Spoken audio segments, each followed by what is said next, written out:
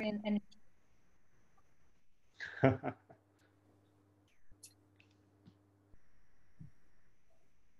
Hi, hello to everyone attending this webinar today. We will be recording the session, and I guess maybe we'll just leave a couple of minutes of extra minutes to everyone to connect, and we will start talking about the investment in the agri-food system for building a more resilient food.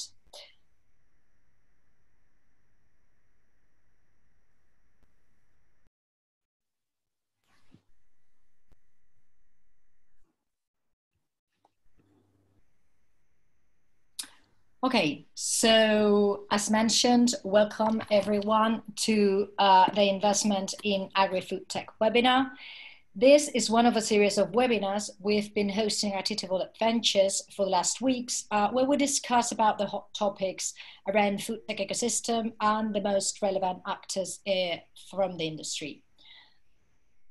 What we do at Eatable Adventures, we believe that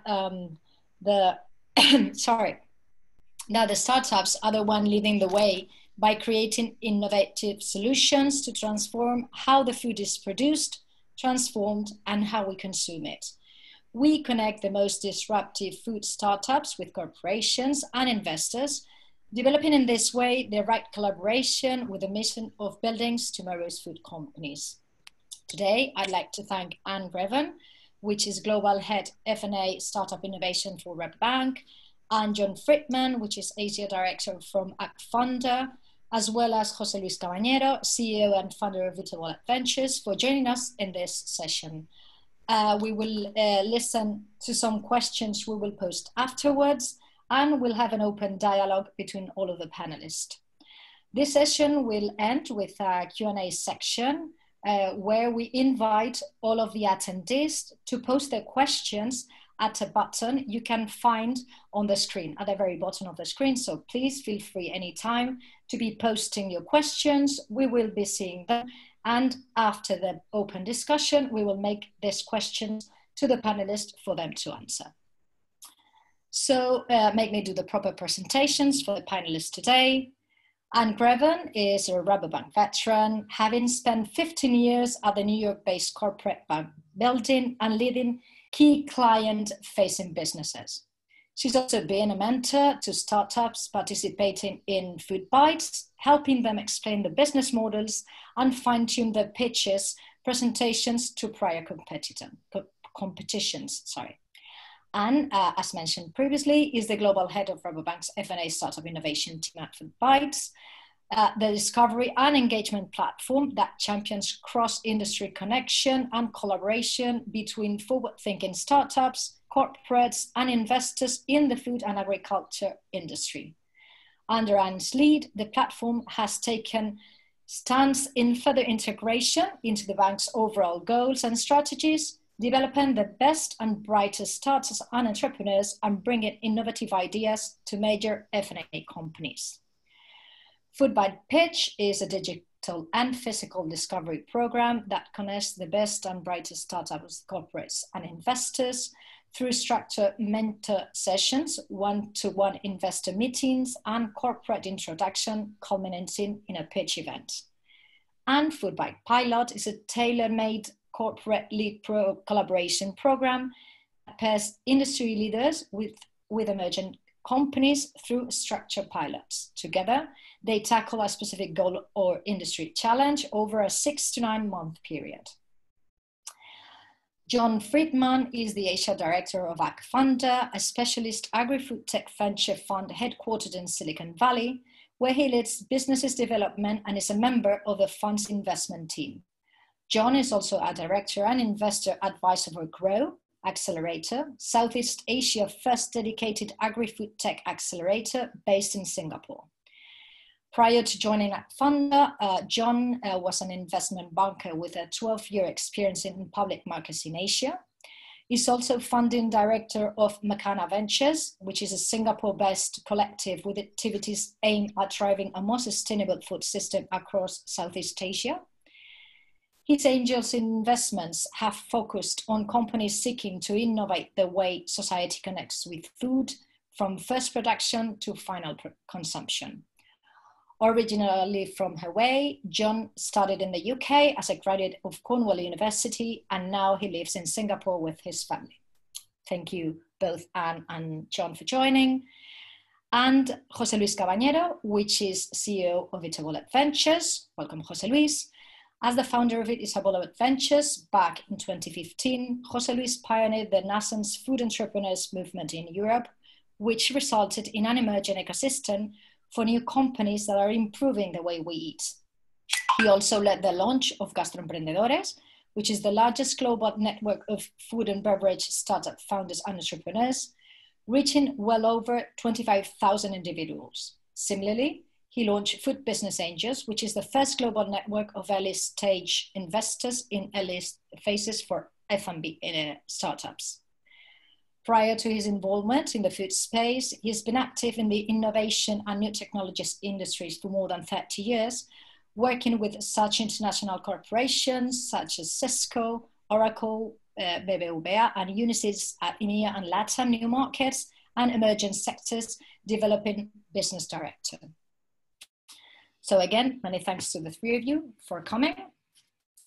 We're setting about a little bit of a context about what we're talking today in this webinar.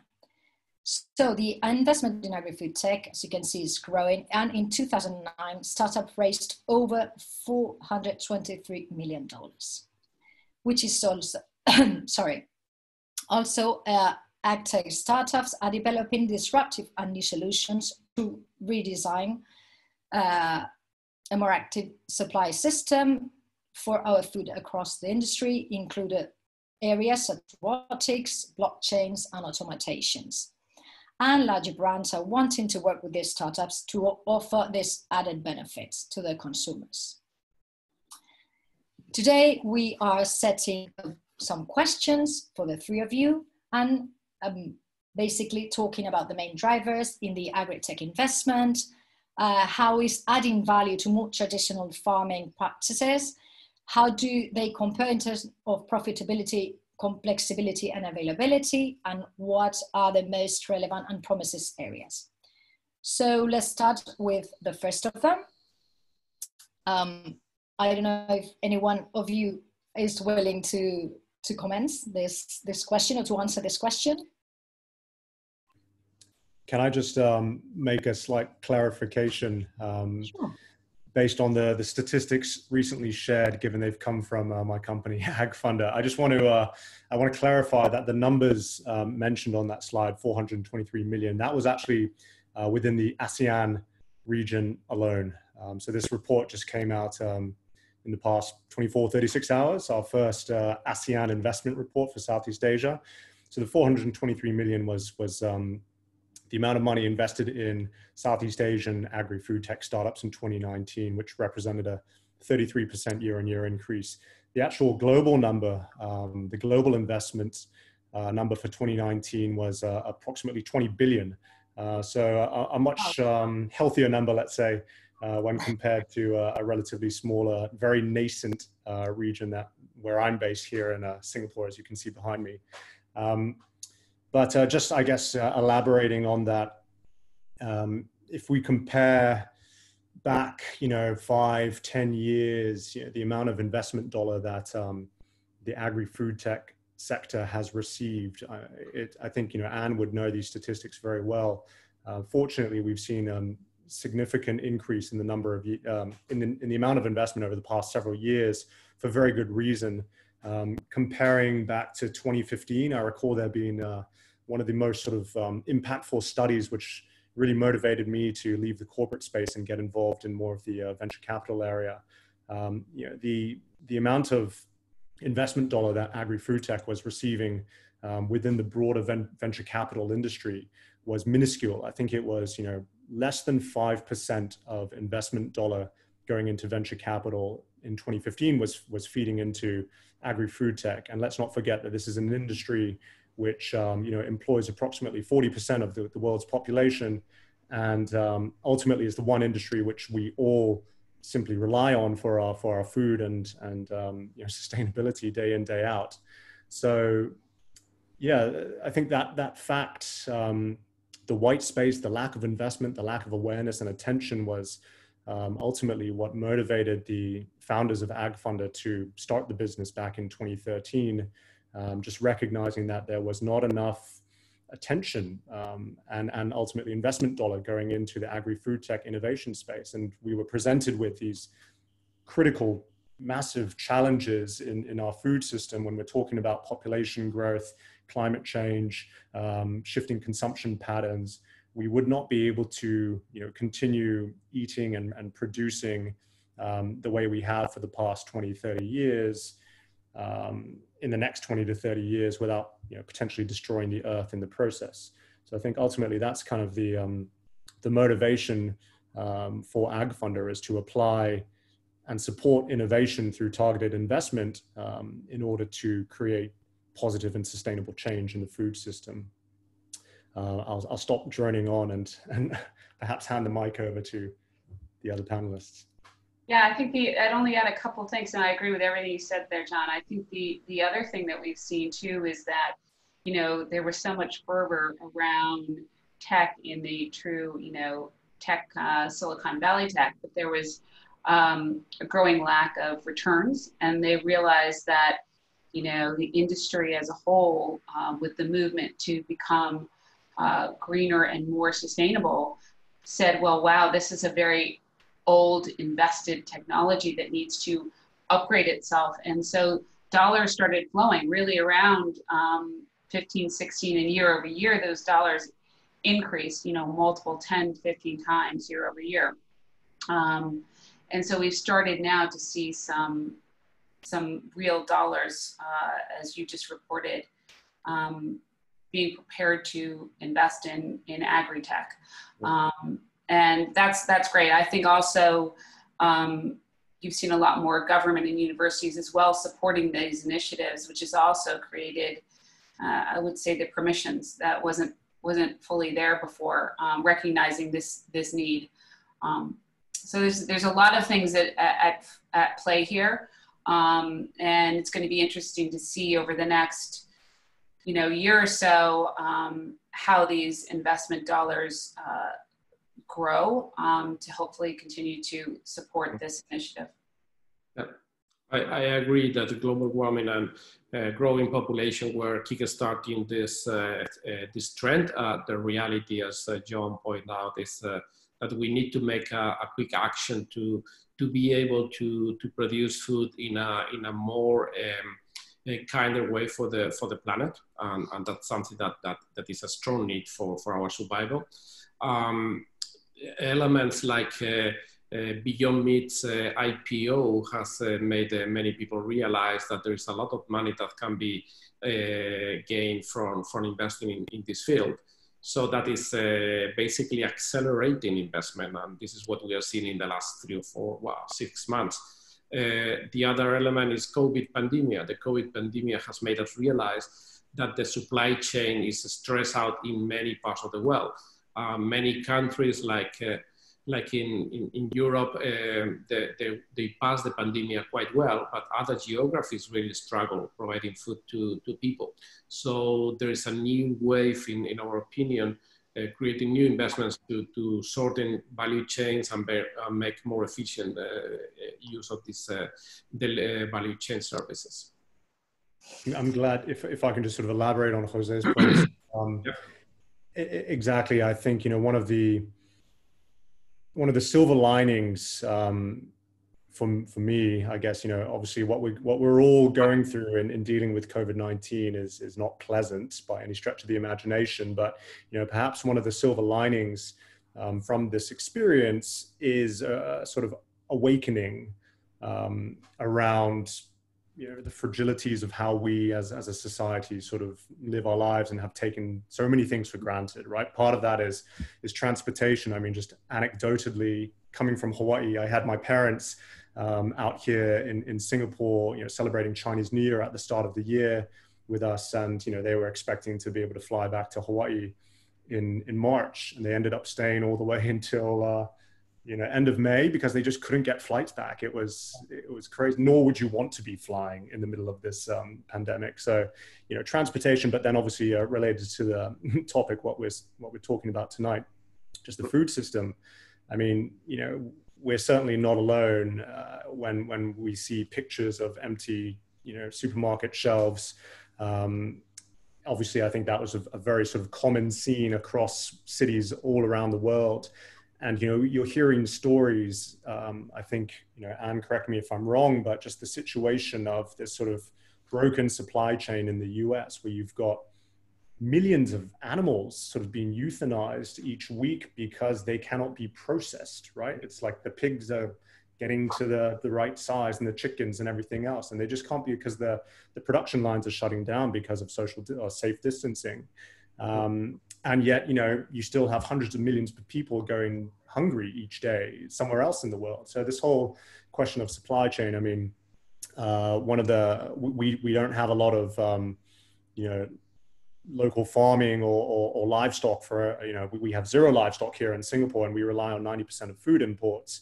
But a really big, our closest thing that we got to in terms of sort of that reality, suffering through that reality, was when a local importer had to throw away 500,000 eggs a couple of weeks ago, because they had over imported based on, the perceived demand. And then, suddenly the one little supply channel opens up, and then the eggs have to be thrown away. And that received a lot of sort of attention in the news. Actually, sorry, it was 250,000 eggs, but nonetheless. So yes, I think everyone is kind of waking up to the fact that the way that we have consumed and the way that, we've just been taking things for granted cannot continue. And whether that's what we're eating, how we're eating it, how we're producing it, how we're shipping it around. So, I'm glad to see conversations like this happening.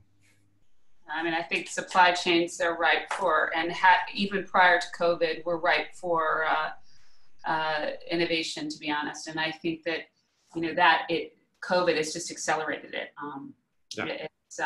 And so to me, I always look to the positive. I think that is a real benefit. I think we will come out with a better food system because of COVID, more nimble. I mean, the biggest challenge, as John said, is that, the animals or the dairy or even beer that was being thrown away, and in the case of Singapore, eggs, was because there wasn't the ability to redirect and redeploy fast enough, whether it was going into food service channels or processing lines weren't able to keep up because of the need to create social distancing. So there's so many components now that will be invested, but many of them haven't been looked at for years.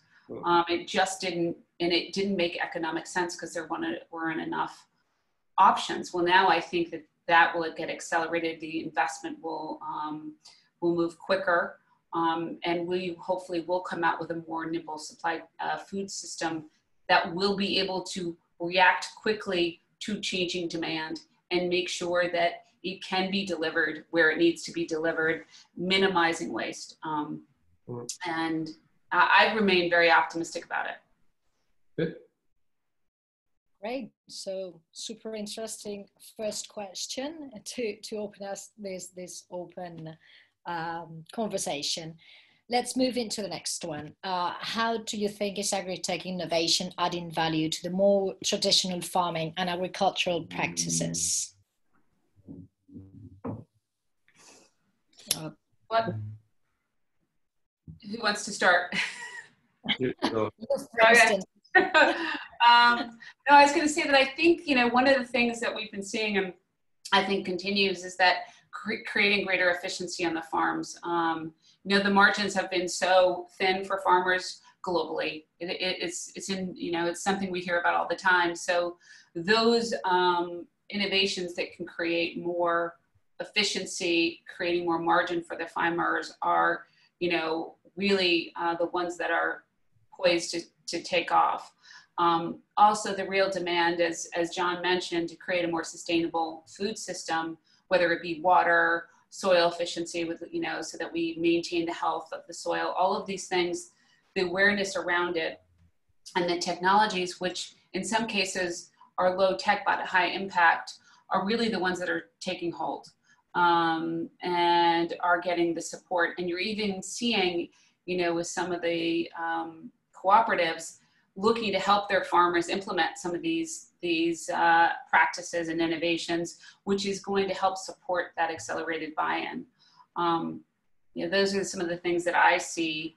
And, you know, sometimes I feel like it feels slow, but the reality is more and more is moving faster than we realize. And more tech is being implemented.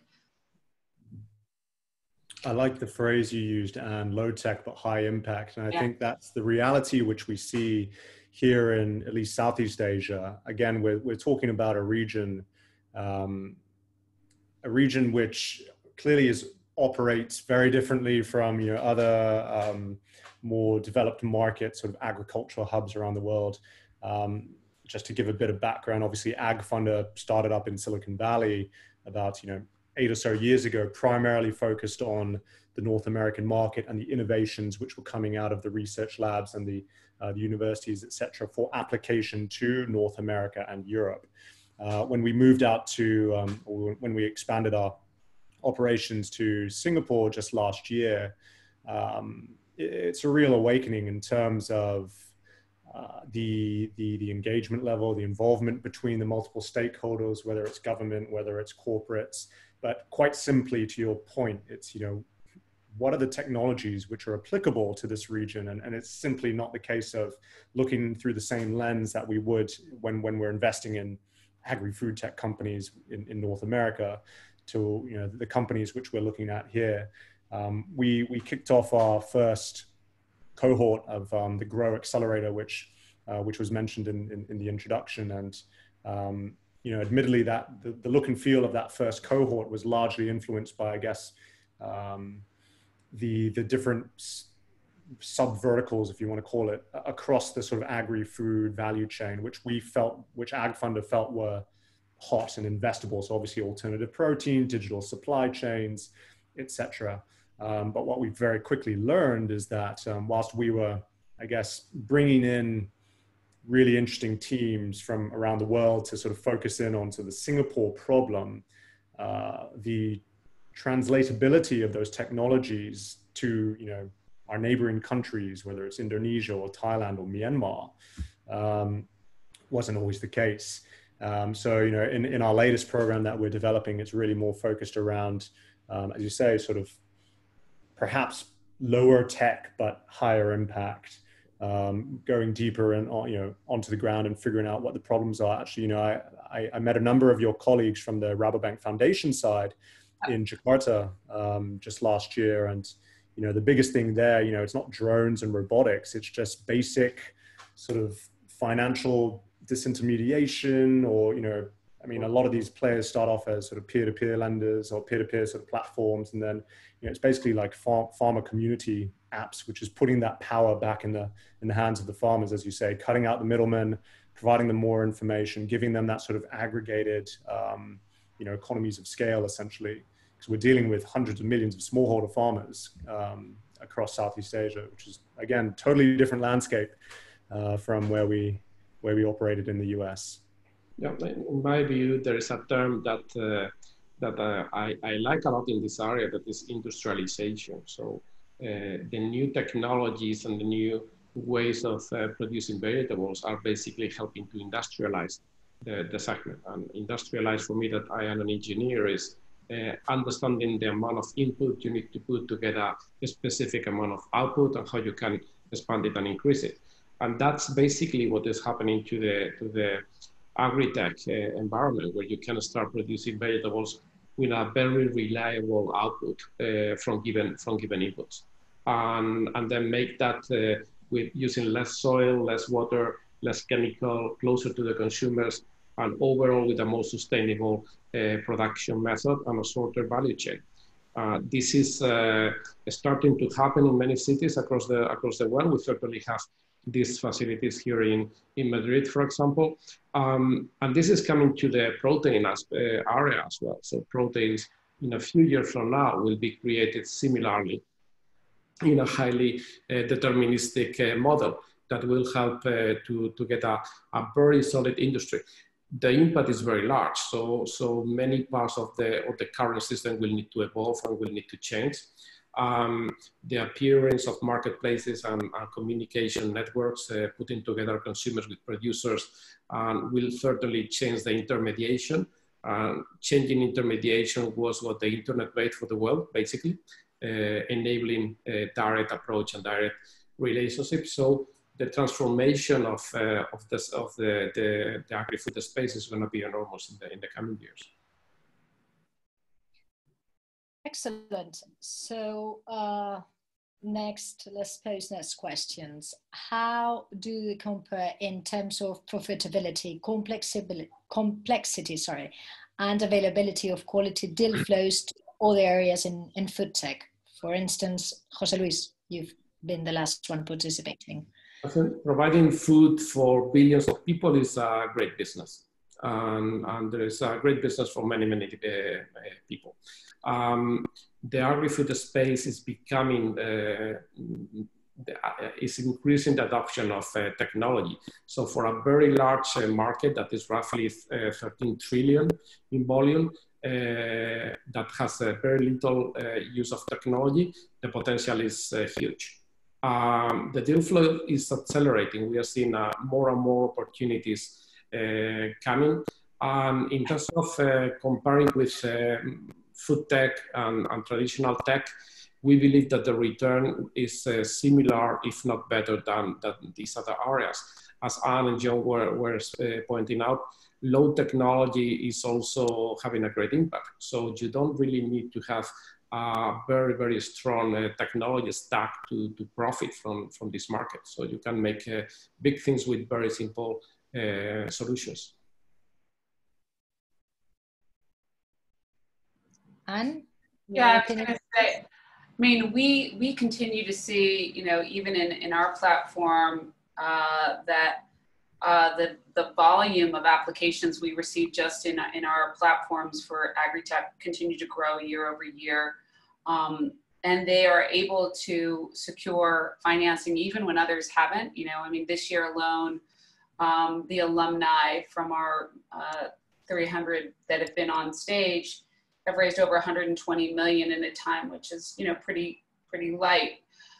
All that says to me is that, you know, people are really recognizing this area as an area to continue to invest in, and that the need for this investment is real, and the application of that to drive a return. So the application of the technology is going to be adopted, which in essence for the investor means a greater return. And whether it's, you know, something happening in India or in other parts of Asia where you are dealing with the smallholder farmer, where you can have, you know, very simple technologies implemented, which will drive big impact. We also believe that, you know, what's happening in Latin America and all of these others, there's going to be a lot of crossover. So, you know, as Jose was saying, we all are going to keep eating. We can be assured that that's not going to stop. So, you know, we're just seeing more and more growth, you know, more and more investment. I find it interesting that we're comparing, I guess, agri-tech to food tech, and, you know, admittedly, Jose Luis, correct me if I'm wrong, you know, Eatable was traditionally more focused on food tech acceleration. Is that correct? Correct. Yes. Yeah. Okay. It makes sense. I guess the way that we try to look at the landscape is, you know, holistic across, you know, from farm to fork. Traditionally, AgFunder has been more focused on the upstream. But I guess, you know, sort of recognizing, as both of you have commented, recognizing the sort of opportunity, commercial opportunity available in more of the downstream sectors, food tech, CPG, alternative protein, clearly in the last few years. You know, I'm happy to sort of admit that AgFunder's own investment landscape has sort of shifted across the whole sort of food system. But in terms of, you know, complexity, I think, you know, actually if we're looking further upstream, and as Anne very sort of astutely pointed out, you know, margins in farming and food production are razor thin. So profitability and complexity and the ability to, I mean, we're dealing B2B here, right? There's, when we're talking about agri-tech, it's not B2C for the most part, unless you're doing like some little modular indoor farming system, selling it to, you know, mom and pop farmers who want to grow some hydroponics at home or something like that. But it's a complex space. I think it requires, to Jose Luis's point, you know, some solid engineering. A lot of this is actually far more complex in my mind than a lot of the food tech startups that we see coming out in the last few years.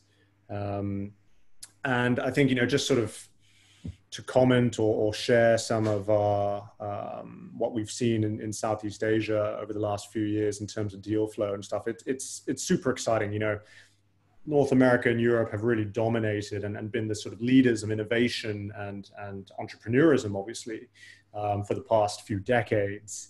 I think it's fair to say the startup ecosystem in Southeast Asia is, you know, 20 years behind Silicon Valley at least. You know, we have our unicorns, but we still haven't had many sort of exits and that sort of circular sort of supporting nature of sort of venture capital. But you know, last year I attended a hackathon that a few of the local universities had put together. The food science technology division behind, you know, National University of Singapore and Nanyang Technological University. So a couple of the main universities. And let's not forget that these are like secondary degrees. So it's not even like the primary degree that the undergrads would be studying for. They're all like biochemistry engineers, and, you know, as a secondary degree, they're looking at food science. We had over 100 teams sign up for this alternative protein hackathon. So, you know, 2 to 3 people a team, you know, 300 undergrads spending their, you know, evenings and weekends trying to come up with some novel, non-soy based alternative protein product for the Southeast Asian market. It was really just really exciting to see that level of engagement, enthusiasm, entrepreneurism, you know, starting to show itself here in a space which, you know, previously hasn't been known for sort of that entrepreneurial spirit. So expect great things. You know, the $423 million in 2019, we're already at 350 million in terms of investment for 2020. So yeah, we've got a lot of room to catch up. Brilliant. So just a quick reminder to all of you attending the webinar, please, if you have any questions for the panelists after this open conversation, we will ask them directly. So please do not forget to type them. You will find a button to do so at the very bottom of your screens. So moving on to the next questions. What do you think are the most relevant and promising areas worth investing in right now? Let's say Anne, for instance. You know, I think that, you know, what we've been seeing a lot is, and I think that this will continue to be an area where you are able to really start carbon trading and doing carbon trading from soil. I think that that's one of the areas that there's going to be some interesting things emerge. I think that the demand to continue to look at how the farming and agri-tech can impact and reduce carbon emissions. There'll be a lot of people looking to invest there. But I also think, and that would be sort of the more tech side. I also think, quite honestly, it's anything that is creating greater efficiency for the farmer as a general rule is going to be an area of needed investment. And the reason why I said that, it goes back to margins for farmers are incredibly thin. And in North America specifically, and I think in Europe as well, that is actually having a real impact on, you know, what's happening to the farmers, and that we need to sort of manage that. So if the investments that can create greater efficiency, can create greater dollars back to the farmer, are going to be really valuable. The other areas that we see are also those that are more the predictive analytics in farming. And this is something that's been around for a while, but now the data, it continues to get, the data source is bigger. They're creating more predictive measures. And these technologies are now able to help more efficiently the ancillary businesses around farmers to be more efficient. So those areas as well are something that I think will continue to get and will be promising areas to invest. Excellent. José Luis, any highlights? I'm always a big fan of analytics and artificial intelligence. So I agree with Dan that predictive analytics are providing a great value. We have seen a few companies doing adding incredible value to farmers simply by getting their telephone and downloading real-time data on weather, how the crop is going to be performing this year, et cetera, et cetera. That's super, super exciting. We also believe that this industrialization approach is going to be a great area, getting production closer to consumers and getting high quality, nutritious and healthy food is something that is going to be super important. Digitalizing the whole end-to-end spectrum is also a great area for creating new products and investing in them. And data exchange is also very, very important. So be able to integrate different suppliers, producers, and getting a seamless flow of information in the market is also an area that will help it expand very quickly and will be a great profit opportunity. Excellent. We have some questions that the attendees are posting. So let me read some of them to you. And this one goes directly to John, I'm afraid. In your opinion, will Singapore achieve the 30-30 goal via agri-tech or food tech? Let me see who's asking this. Are they Singaporean? I probably have to explain what 30 by 30 is to any of our non-Singaporean listeners tonight. So the Singapore government has laid down a very ambitious target for itself to achieve 30%, to achieve the local production of 30% of its nutritional needs by the year of 2030. So when you consider that currently we import 90% of the food that we eat into our tiny little island here, it's a significant increase in domestic production, not just in sort of bulk, which it could be relatively easy to achieve, but when we're talking about nutritional value, so I think the sort of conscious healthy eater in me appreciates the selectivity of wording that the Singapore government chose when they laid out the 30 by 30 agenda. To answer the question, will we be able to achieve it? When Singapore says it's going to do something, it does it. So yeah, look, we've got 10 years to get there, and it's not going to be a sort of easy or a straightforward road. This particular challenge statement came out last March 2019. I remember that distinctly because it was the same week that I left my corporate job to move into this space. Yeah, look, I think the main thing which was lacking last year, there was a lot of hype, there was a lot of enthusiasm, because it also happened to be the same time that Impossible Foods expanded across Southeast Asia. So, we had a few sort of niche players delivering vegan and plant-based sort of food offerings. I mean, let's not forget the fact that in Asia, we've been eating plant-based for millennia. But the new alternative protein, meat analogs.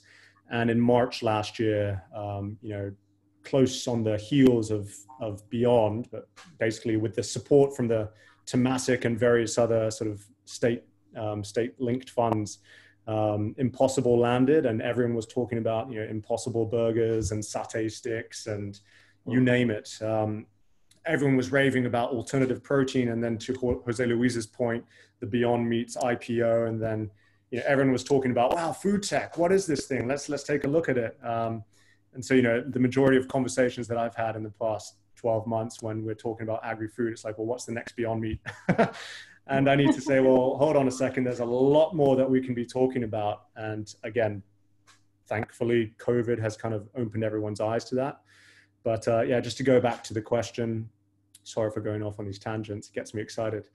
The one thing that we were sort of lacking last year, at least here in Singapore and broadly across Southeast Asia, was education and awareness.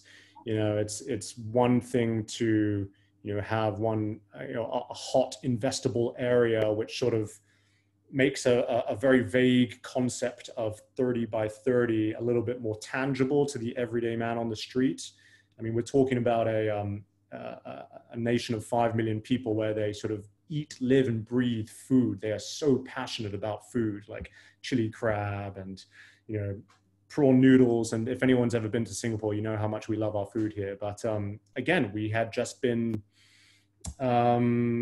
become, I guess, just spoiled for choice and just very, what's the word I'm looking for? You know, we've taken things for granted for too long. And in order for Singapore to achieve 30 by 30, you need the consumers to buy into it. You need us to start thinking about, you know, part of 30 by 30 is growing local. Therefore, we need to buy local. It's not good enough just to grow it if no one's going to buy it because it's, you know, 10% more expensive to buy a locally produced hydroponic leafy veg versus what we import from Malaysia or whatever it is, right? If we're going to produce local, people have to buy local. We have to buy into that whole, the entire value chain, which we're trying to create here. In the last 12 to 18 months, you know, Singapore's launched two relatively sort of successful and cell-based startup companies, which have gained quite a sort of following and made a name for themselves. Shock Meats, who were the first company globally to be doing cell-based crustacea, shrimps, and focusing on shrimp, but eventually moving into lobster and crab. And then more recently, a company called Turtle Tree Labs, which is doing sort of cell-based milk, focusing on actual mother's milk. So, you know, from nothing, you know, we had the Memphises and the Alephes and the Mosas around the world sort of pioneering the space. In the last 18 to 24 months, we've had two very notable companies get launched from this tiny little city-state. And again, part of it is going to be the regulatory acceptance. Fortunately, we have a very sort of proactive and open-minded regulators, I hope, if anyone's listening, and a very sort of whole of government approach when it comes to regulation, enterprise support, you know, grants. We just released another $55 million worth of grants for food tech players. This was announced last week. So short answer, are we going to get there? You bet we will. But there's a lot more that needs to be done. Okay, thank you very much, John. We've got a very interesting question here. She says, it's a woman, do you think biotechnology applications like microbes, genetics been bigger in the agtech investing? Let's pose this question to Anne, for instance. I'm not really sure. Could you repeat the question? I'm not sure I understand it. Sorry. Do you see biotechnology applications like microbes, genetics being bigger in the agtech investing? I think they're trying to get us. Do we see it? Yeah. Do we see it increasing in investing? I think that's what they're asking. Yeah, I think so. I mean, I think one of the things that, you know, we're the knowledge and understanding around biome, soil health, all of those things, and being able to do it without chemicals and things like that, I think it will continue to be very interesting to investors. One, you know, biome and soil health actually will produce and create greater yields if there's, you know, the more we learn about it. And that's proving out time and time again.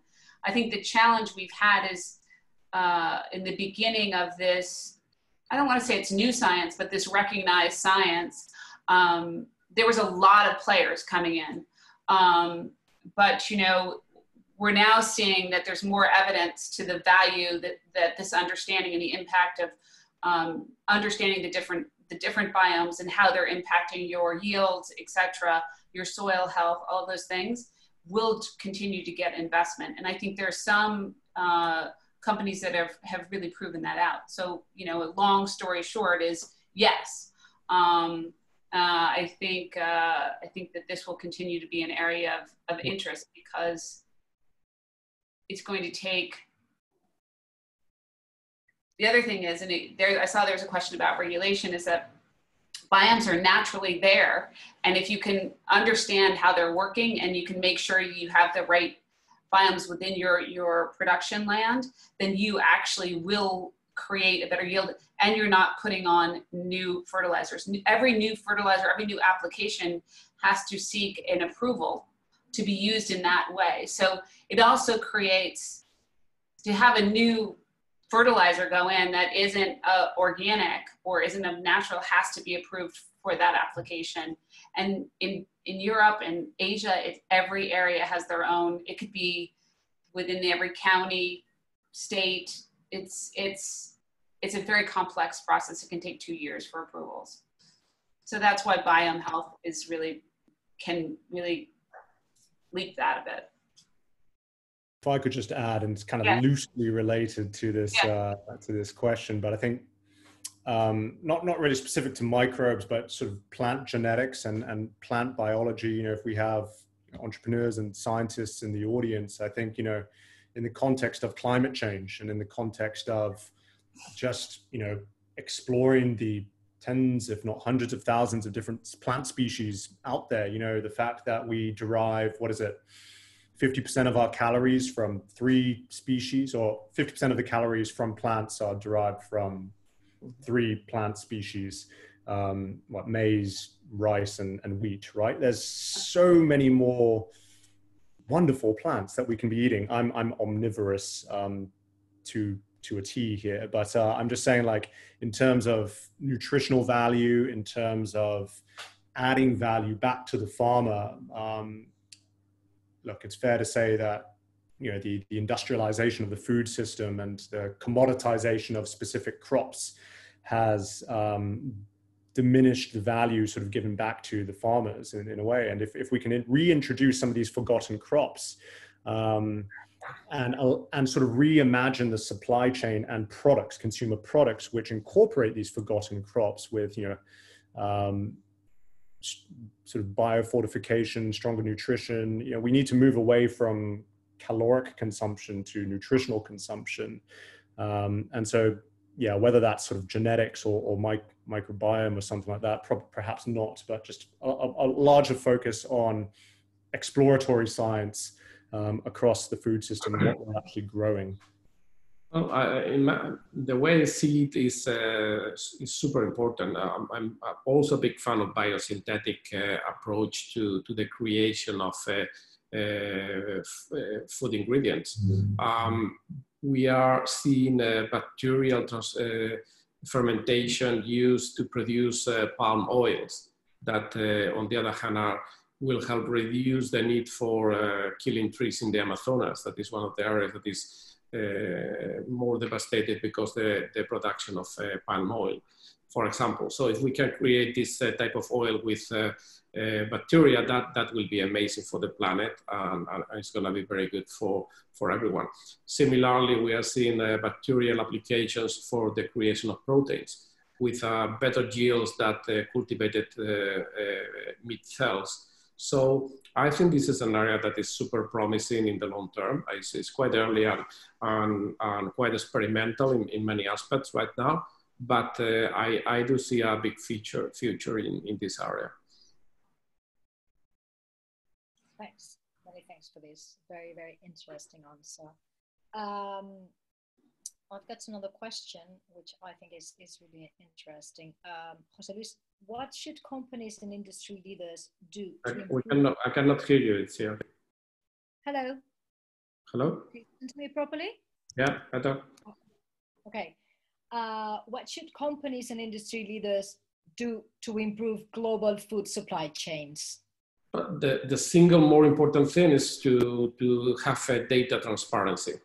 This has happened in other industries like the software industry. And the fact that you allow everybody to interconnect with you and share information and data openly is the single biggest impact that an industry can have.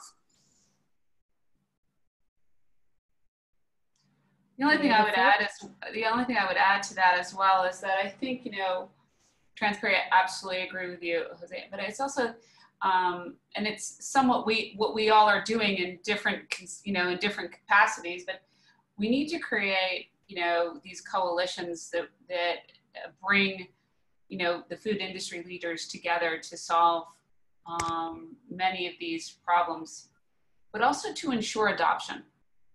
I think one of the things that, you know, we need to make sure is happening in order to accelerate change in our food system is that whether you want to create a more biodiversity in our consumption, is that we need to get real adoption of that thesis, because you're right. If we had a multi-diversified plant source feeding the planet, we'd probably have a healthier planet. I mean, all the science indicates that, but the reality is we also need to change a very old structure of thinking, and we have to do that together. And I think that that's where building the coalitions and the connections, which we're all doing in different capacities, is really important to making that leap. Great. We've got like 10 minutes for a little bit more questions that are arriving. And this is directly from for José Luis. Do you see EU regulation helping promote agtech investment in Europe, or rather making investment money fly away? There are a few initiatives in the European Union to get money to the upstream, and I believe that those are very important. There are some parts of the European Union that definitively need to transform their agriculture to be more competitive, and they're not going to continue making it with subsidies and government money. They need to make it by simply adding a more efficient production. So I absolutely agree that this is something that should be coming stronger and help to change the landscape a little bit faster. Okay. We've got here another question. What are your thoughts about food tech system in emerging countries, North America, Africa, or South America? What should be done to bring investment to those areas? I'd say, sorry, North Africa, Africa, and South America. I'm going to put Anne on the spot here. Correct. The FoodBytes program is global, right? Or yeah. where do you guys play? So we're global, but we now, we haven't done anything specifically in Africa or India, for example. However, we get a lot of applications from those areas, and actually through other Rabobank initiatives. We actually are quite involved in Africa and are looking to really figure out how we can take what we've done here and sort of make those connections. The foundation, as you know, they do a lot of work in Africa, but we also have a big presence there as a bank. And so I expect that we will be bringing more innovation, and I know that there's some things afoot at the bank, not that I can speak to yet, to bring greater adoption, greater integration of innovation around the food systems there. So stay tuned for that. And I would say, you know, for South America, you know, Jose, Luis, you know as well as I do that some countries, they're quite advanced, and then you have others that are really not at all. And so it really is about coalescing what's there and bringing adoption to other countries. And I think, you know, we're looking at some agri-tech out of Argentina and really trying to connect those dots for broader applications because they would apply elsewhere. Yeah, sorry. Chile as well. Yeah, exactly. So I don't see it as, in some ways, I think there's a lot going on there. We're just not as, we don't hear about it as much. And then we need to create more, I would say, cross-country collaborations that aren't really truly happening. But it's sort of cultural a bit as well, as you know. I think South America is quite impressive. When you get into some countries, you really see big ideas coming to real life. And that's a lot of excitement, a lot of energy. People, people are very, we've done Farm to Fork in Australia. Some of you know of it. We're going to do one in Brazil. But there's a lot happening, is what I'm saying. And so it's going to be, it's about bringing those communities together more. And I think that's one of your ambitions as well, Jose. Yeah. We will be, we are working on that. Yeah. I can only say that. Us as well. It's just, exactly. So all doing the same thing. It's a good thing. We'll make an impact. It is a good thing. And you mentioned, this sort of cross-cultural collaboration. It doesn't necessarily come easy in a sort of capitalistic world, but one of the programs which we were involved in recently with the United Nations Development Program, they ran a fantastic global sort of totally neutral platform that the UNDP is, and it was called Cultivate, and it's all about just bringing global technology, whoever's invented it, wherever they're based, but applying it to the emerging markets that need it the most. And so they had identified 13 emerging markets where agriculture is a sort of key industry around the world, everywhere from Philippines and Indonesia and Southeast Asia to Uruguay and Djibouti and Burkina Faso and stuff like all across the world.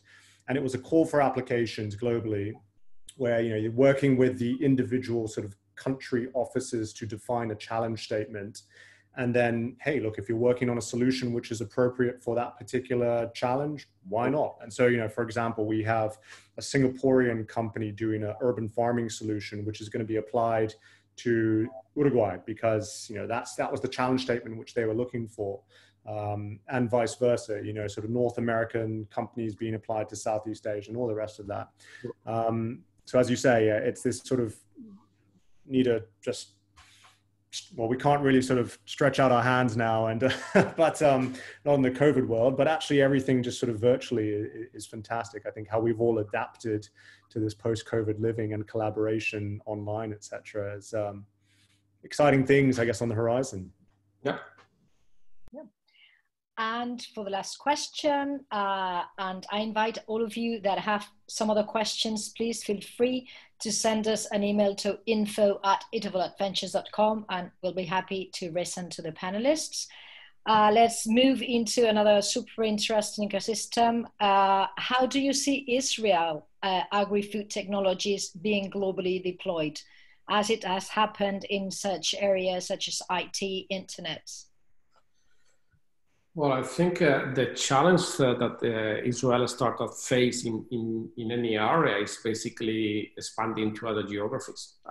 It's a small territory. They have amazing innovation in any aspect, basically, and great people. And there are single most important challenges to get these in other territories. In the specific case of food tech, many of these companies are addressing highly programmatic approach. So they normally try to expand to the US market that is quite natural for Israel, and then expand into the rest of the world. Many of the developments in the food tech area, peers to Eatable Adventures like the Kitchen Food Hub are doing an amazing job. So we certainly believe that Singapore and Israel are two of the hubs for innovation that are coming out quite strong these days. So I truly expect very, very good things coming out from that environment. I would agree, Jose. I mean, I think that they've made a huge commitment, and they're taking, real long view here, and it's showing some good results. Yeah. And I think drawing a comparison to what's happening in Singapore, even putting the 30-30 challenge, which is a direct indication that these countries are going to put a stake in the ground because they actually want to improve it, and they are putting the energy, the time, and the support at all levels behind it. So I think they will be very successful. We've seen a number of startups in the food space that have had direct applicability have been on their R stage. So we're very impressed with what's happening there. Yeah. Sure. So it's the time for a wrap up. Thank you everyone for attending this super interesting webinar. Many, many thanks to Anne, to John, and to José Luis for being our panelists today. Again, feel free to reach us at our webpage, to send us an email if you need, and you'll get all the information updated on both our digital platforms and websites and whatsoever for all the information regarding this webinar along today and tomorrow. So thanks everyone. Thank you guys, I really appreciate it. Yeah, thanks for tuning in. Thank you. Bye. Take care. Yes. Thank you, take care. Bye.